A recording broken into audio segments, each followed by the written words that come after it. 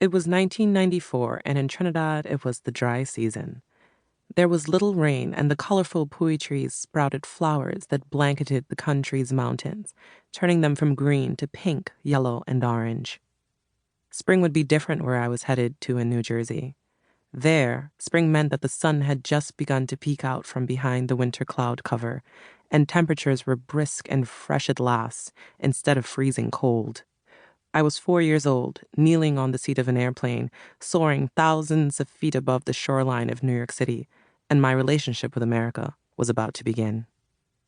"Look how they light up Fui," my brother Stefan, a brown-skinned, lanky boy, 1 year my senior, exclaimed in his sing-song Trinidadian accent as the city's skyline came into view.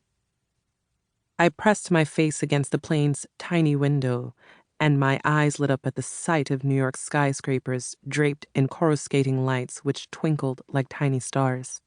Lady Liberty stood proud, her torch bright against the blackness of the sky, beckoning us toward JFK International Airport's landing strip.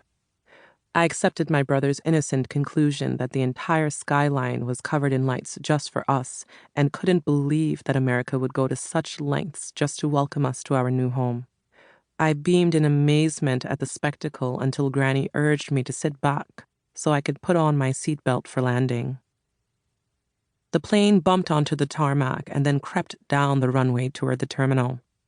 Everyone erupted into cheers and applause for the pilot who had safely shepherded us thousands of miles, for the new opportunities that surely awaited so many of us here. But I had only one thought as the plane came to a halt: Mom. I had not seen her in 2 years. My mother had immigrated from our homeland in Trinidad and Tobago with a few dollars, a big dream, and a newfound confidence in her life's purpose. On a quest for a better life for all of us, she left Trinidad with one suitcase and an address in her pocket for a Brooklyn-based agency that placed immigrant women from the West Indies with families who wanted live-in nannies.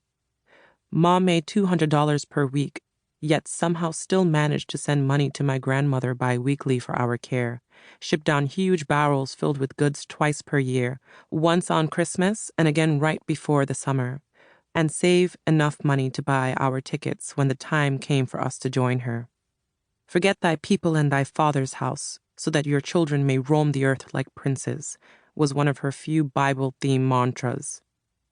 She became wedded to these words when, looking for a sign from the universe after begging God to help her decide what to do about her failing relationship with our Father, she opened the Holy Book exactly to this verse.